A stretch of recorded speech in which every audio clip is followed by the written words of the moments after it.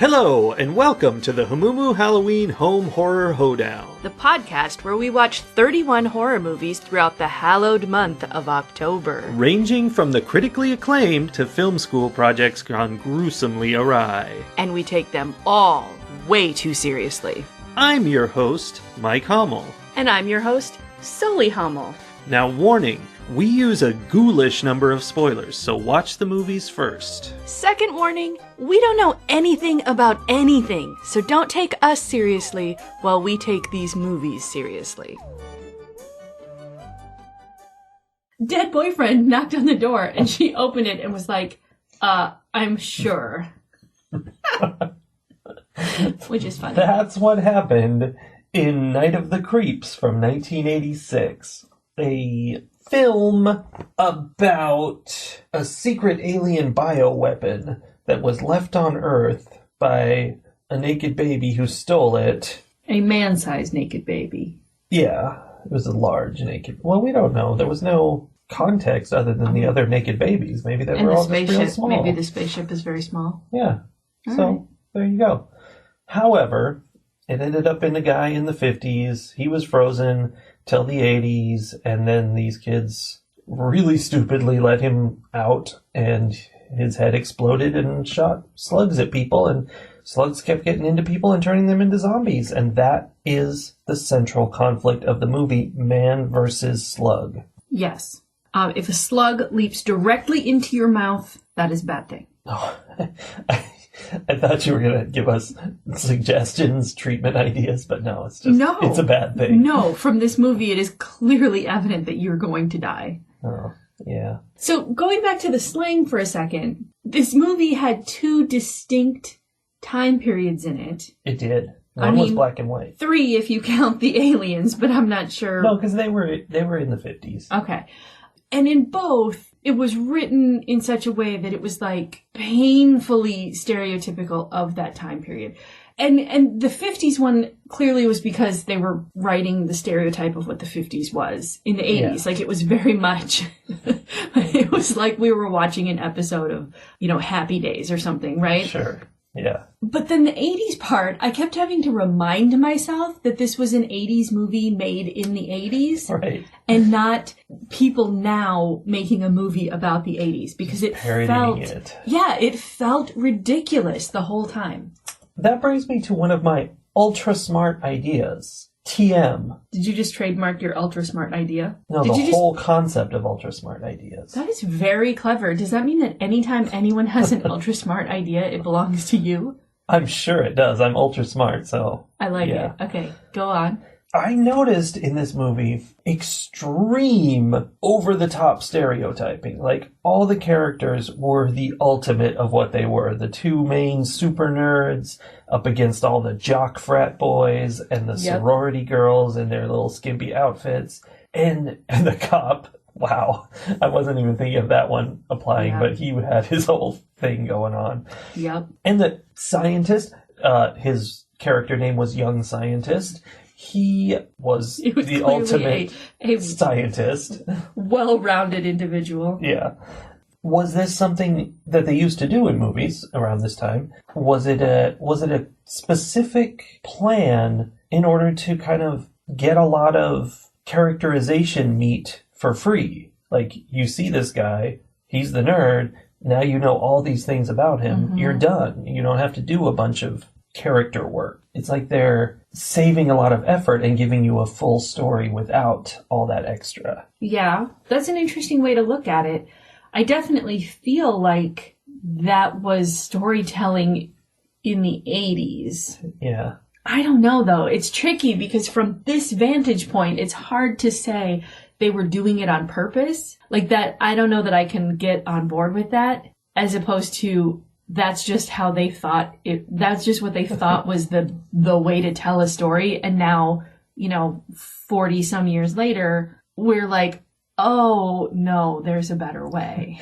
Well, and the other aspect of it for this movie is that this movie was a kind of a parody of those college movies. I mean, it wasn't exactly a parody. It was basically, it took those college jocks versus nerds movies and combined it with alien invasion. That's what they were doing. And so it was a comedy as well as sci-fi horror. Yeah. And so maybe that was just, part of the comedy is ha ha ha, such a nerd, ha ha ha, such a jock. It was very broad strokes comedy. Yeah. For sure. I don't know. It's interesting to think about that whole idea, though, because now when you think about writing characters today, we are very much in a reaction to that. Like, we're very much reacting to that stereotypical all jocks are this way kind of thing. And so the whole idea now is to make your characters not stereotypes.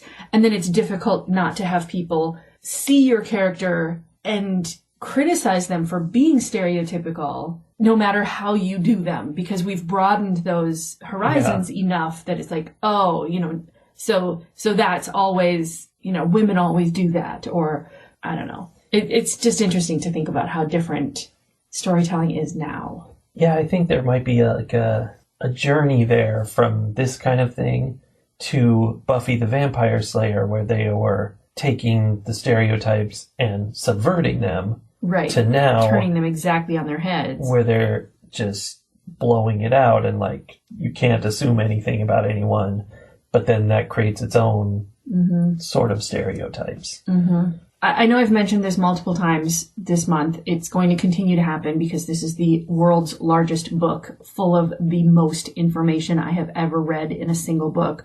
But I am still reading Stamped from the Beginning. Yeah, you are. And I just read a section about entertainment, and I believe it was talking about the 80s. It might have been talking about the 60s and 70s. I can't remember which section this was actually in, but was talking about the distinct difference between what the storyteller or the creative person is saying and what the audience interprets in what they're seeing. And, that's something we've talked about a lot in terms of there are movies that have misogynistic characters that have messages that, alternative messages you can take away. Or there's movies like the ones we did yesterday where it's like, oh, this is just misogyny on misogyny on misogyny. Yeah. So I've distracted myself some, but my original point was like that you were talking about. It's blown out to the point where you can't make assumptions, but then that causes problems too. Like, yeah, no matter how broad-minded creators try to become, I think it's important for them to remember that they have an audience that has preconceived notions and has all do. Right. They have all their own biases, and how many of those they have or how strongly they hold to them is going to influence how your creative work is interpreted. And I think that's important. I mean, I know that there are lots of people who don't, but I think that's important. If the art is a compact between the viewer and the creator, and that's how it's interpreted. Right. I don't know. That was a pointless statement. Okay. So the one character in this movie who doesn't entirely stick to his stereotypical, character box is JC, the protagonist's best friend. And of all of them, he's the one who has the strongest character arc, I think. He starts out, I made notes about him and about how much, I actually made the note, I hope he gets eaten by aliens.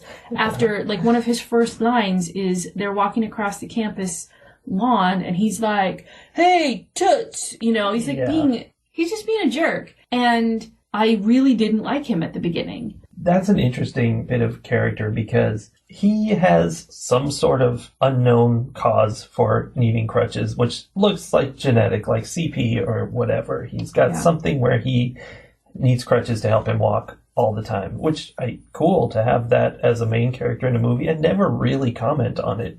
No, it was never discussed. It came into play a couple times, the bully, knocked his crutches out from under him and stuff. That made everybody very upset. Yes. Sorority girlfriend broke up with him immediately. But otherwise, it was not relevant to the story. It was just this character happens to have. Wait. Oh. That's what I was going to suggest.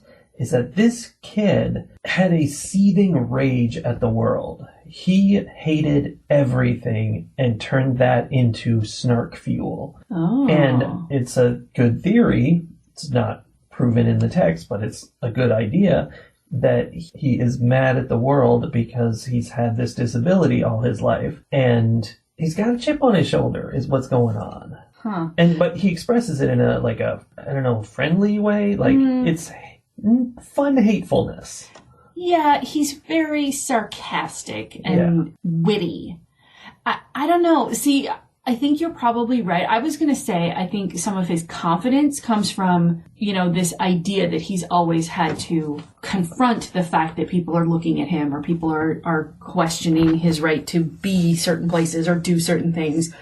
And so he much more so than his friend, is like, whatever, go talk to the girl, go do the thing. Like, what are you waiting for? Like, he has this courage to go out and do things, which may or may not, like, I don't know. It is never addressed. So that may just be his personality. I think if it was the snark thing, that falls into stereotype again. Yeah. That idea that somebody with a disability has to be angry at the world. Yeah. But I mean, he is kind of a typical character from these movies. This guy who is so sarcastic about everything all the time. Yeah.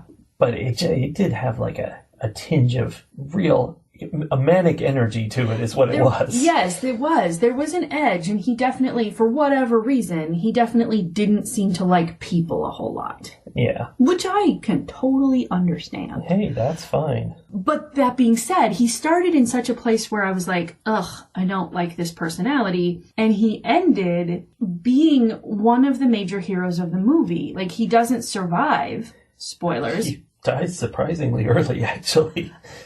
But he manages, when nobody else did, like, he, first of all, is paying attention to what's going on. He's, like, putting the pieces together so that when he's in a dangerous place and he knows he's about to be attacked by these slugs, like, he sends a message to his friend explaining the things that he's learned. He's like, I know that they don't like fire.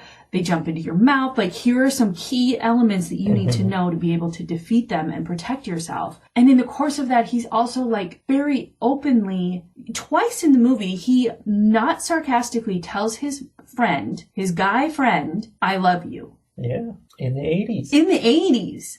I was pleasantly shocked by that. In this final recording that he leaves for his buddy, he's very upfront about how he feels about him and, that he's sad he's not going to see him anymore and, that he loves him. And I thought that was probably my favorite part of the whole movie.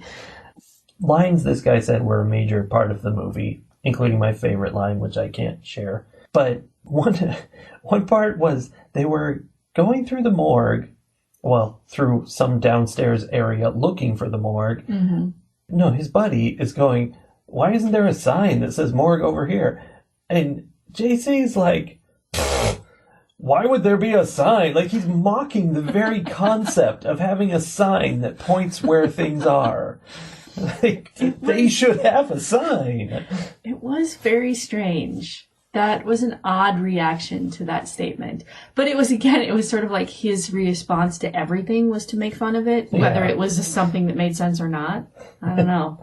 Maybe it was an intentional character thing. So down there in the not morgue, because they miss the morgue, they don't make it there. They end up in this lab where the scientists are keeping this dude from the 1950s who is cryogenically frozen.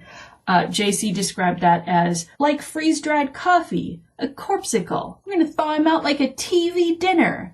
He was having a lot of fun with that concept. Yeah, he liked to say lots of times over different things. Yes. He was like the 1980s version of like a Judd Apatow movie. Yeah. Or like Seth Rogen. Yeah. I should do one more and then I'd have a series of 3 jokes. Yeah. He's like the 1980s version of your grandma. So they end up in this lab with this corpsicle, and I think I was distracted by a kitten at that point. It's very possible. Because I don't remember how the corpsicle got out. I remember they were like randomly pushing some buttons and stuff. Yeah, he pushed the button. I think it was labeled disengage or something like that. It was a big red button. And he was looking around for stuff, and he hit that, opened it up, and let the corpse out. That was a mistake. Yeah. I don't know if this is the incredible moment in movie making that it appeared to be, but it is possible that this movie features the very first use of the cranked middle finger, where you raise it up and rotate a crank in order to elevate the finger. And it's so successful that the people around her applaud. I was applauding too. Like, that was immediately after her jerk frat boyfriend. I in my notes I called him Frat Brad. Yeah, his name's the Bradster. It was immediately after the Bradster had knocked JC's crutches out from under him, and JC had gone, like, tumbling to the ground. So his sorority girlfriend was not okay with that. No. And that was her response. So I was impressed that that was her response in the first place, but also that the first ever crank middle finger was by a girl. Yeah. I'm proud of that. I mean, assuming it is the first ever, but sure. Hey, it's our podcast. It can be the first ever if we say it is. Definitely first ever. So I don't remember what the detective's name is. Miller. Oh. It's Miller time. Oh, that's why he said that. That makes so much more sense now. Yeah. I just called him Detective Cranky in my notes. Yeah. Because he was the most cantankerous character I have ever seen in a movie. He was an interesting fellow. He was a hard-boiled detective, for sure. Also a murderer. He was the cartoon version of a hard-boiled detective. Yeah, he was. There was nothing noir about him. Well, no, I could definitely see a character like him belonging in a more ridiculous movie than this. Like, it was almost like Pink Panther level ridiculousness. Like, he was the character who's so competent, it's ridiculous. Like, he really didn't fully pull that off, but that was the idea. Like, he... You know, when confronted with this swarm of evil slugs, he's like spinning around, shooting everything, setting it all on fire. And, you know, it's that never flustered, handle it all kind of thing, which is funny. But at the same time, he has that, like, underlying Hulk, his secret is that he's always angry kind of personality. Like, he's just mad at everything. Yeah, he attempts suicide at one point during the movie. Yeah. Chris shows up and he has the, like, door taped up and the gas on in his oven. Yeah, so that was something. But stopping the slugs gave him a reason to live. Except it killed him. Well, you know, it gave him a reason to die as a hero. Yeah, that's true. Which was a redemption from the fact that he murdered someone in the 50s. Yeah, so he had this whole tie to the beginning part because... So when the aliens first, like when their device first lands in the 50s, this frat guy, Johnny, is infected with the slugs. Like, he's the guy that is cryogenically frozen then. Yeah. His girlfriend, Pam, who happens to have lived in the same sorority room, in the same sorority house that Cindy, the 1980s sorority girl, lives in.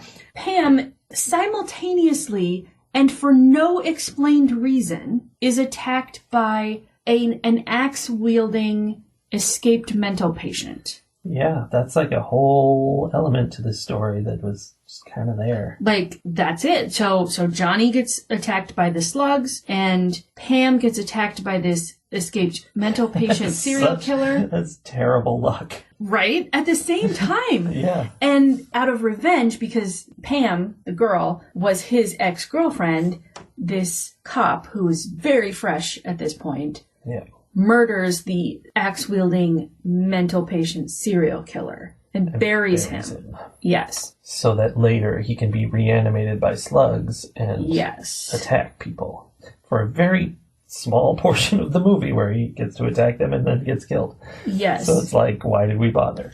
I don't even know. Like, I don't understand what the serial killer was doing there.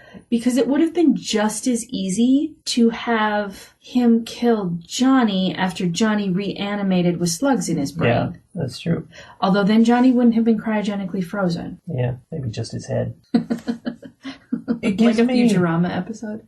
Yeah.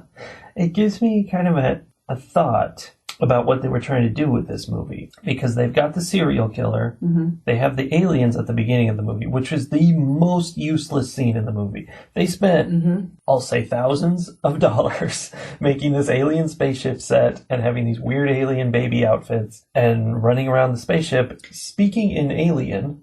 Even more important than the money that they spent is how much time they spent. Because, when you're making a movie, time is important. Yeah. That was like 10 minutes of maybe 5 minutes, but it was an extended scene. Yeah, it was a chunk of movie to give us an explanation for why these alien slugs exist, which we never needed. It didn't matter. Nope.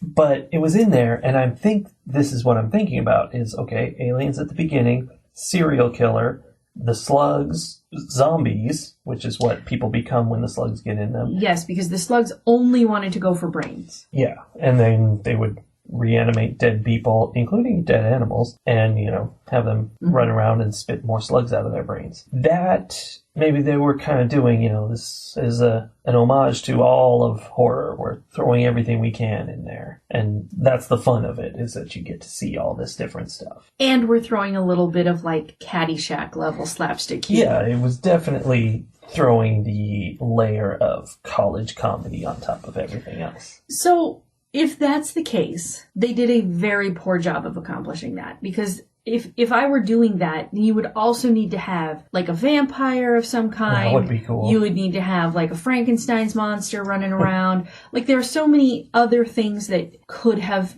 come into play at that point. Yeah, and it would really fit for Night of the Creeps. Just a bunch of random monsters. Huge coincidence, just like at the beginning of this movie. They just all happened to be in this town. Yeah.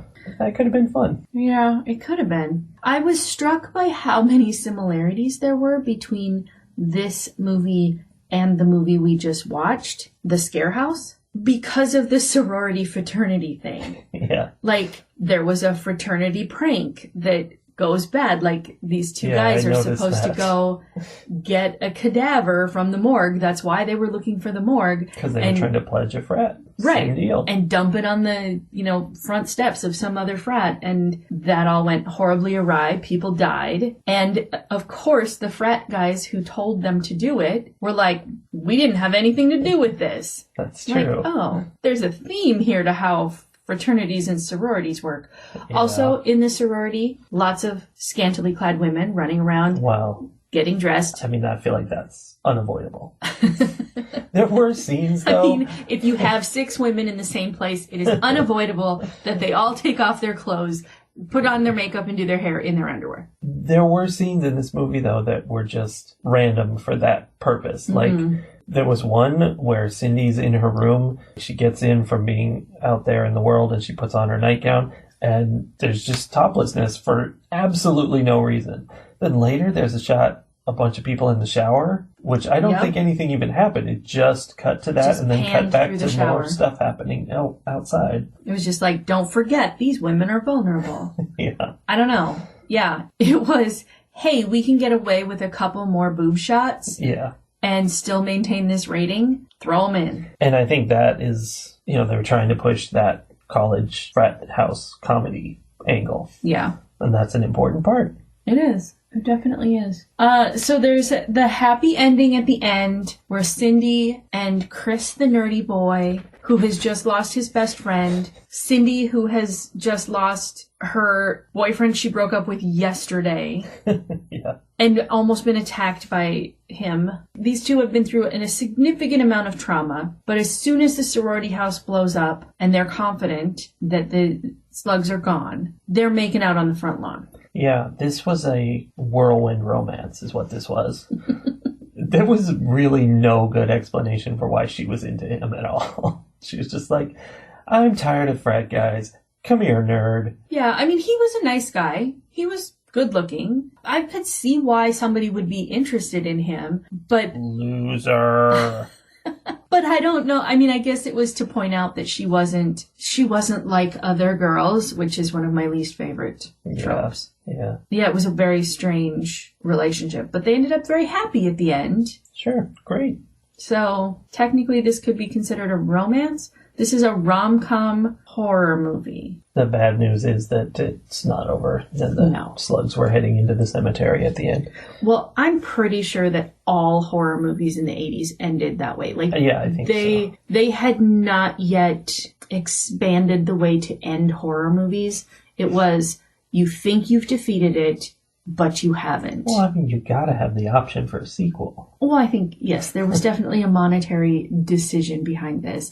But these days, we do have horror movies where the horror is defeated, or at least it's, it's not left as obviously open-ended. But back in the 80s, there was lots of, like, Freddy Krueger's hand coming out of the garbage pile, or I don't know. Yeah, definitely the garbage pile. I don't know. I feel like there's definitely a movie that I'm picturing where somebody was buried under a bunch of something. It's very common. And a hand came out. Yeah.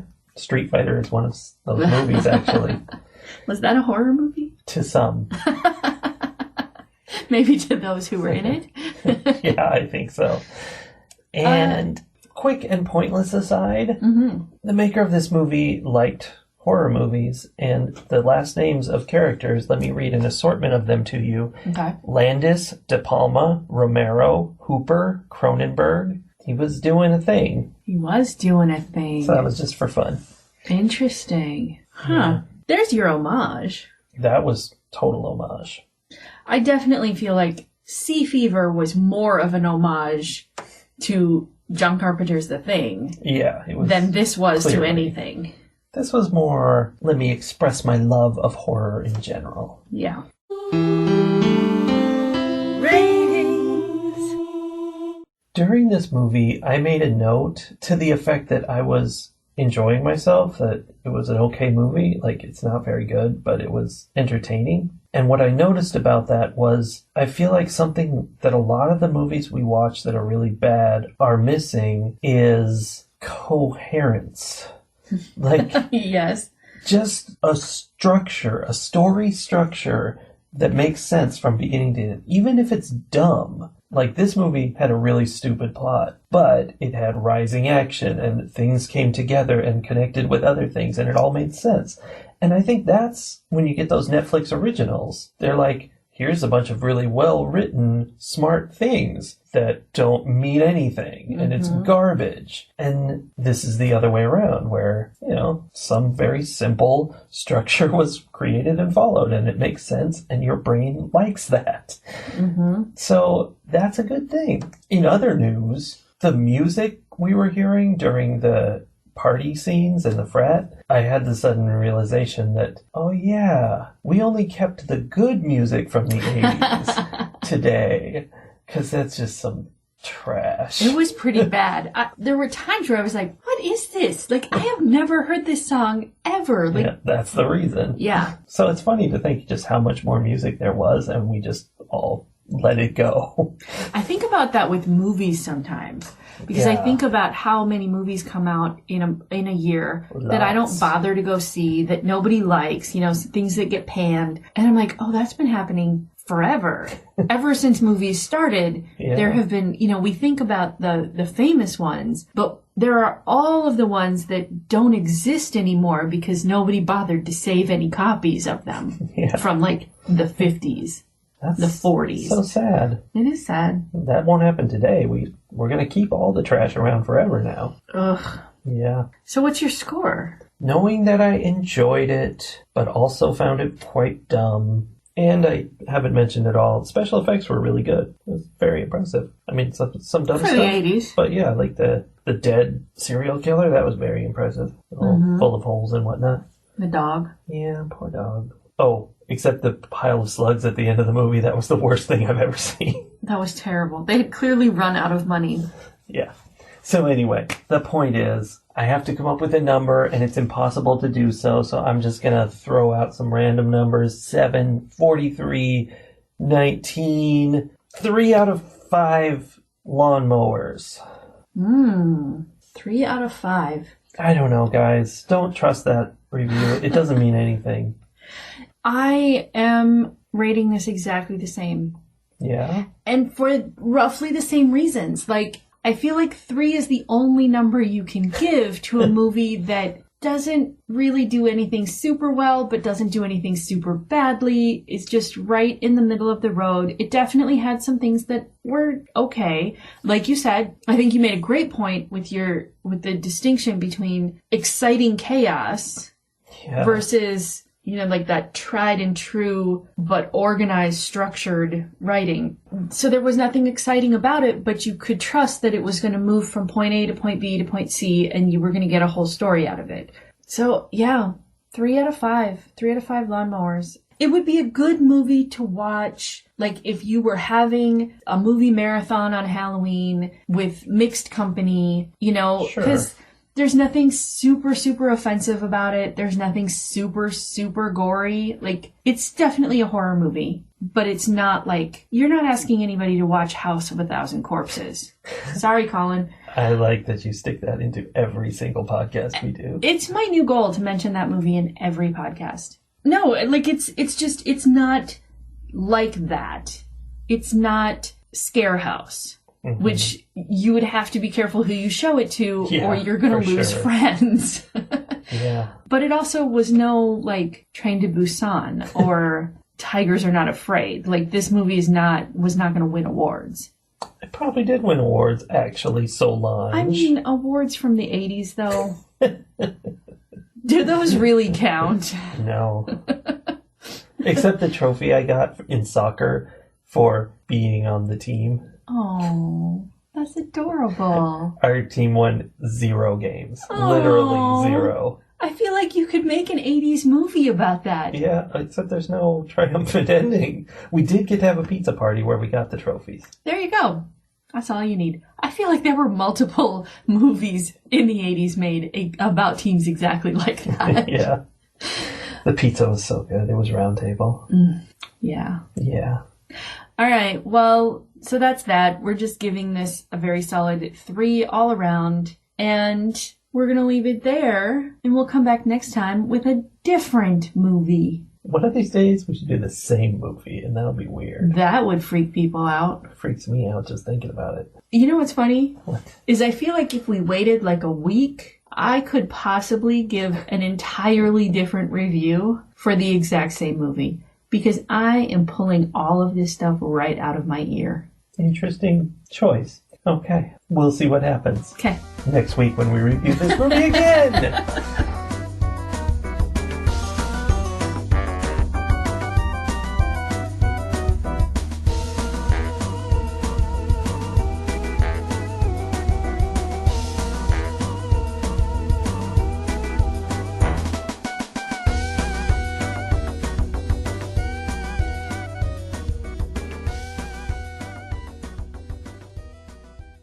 I just almost said a whole bunch of different inappropriate words.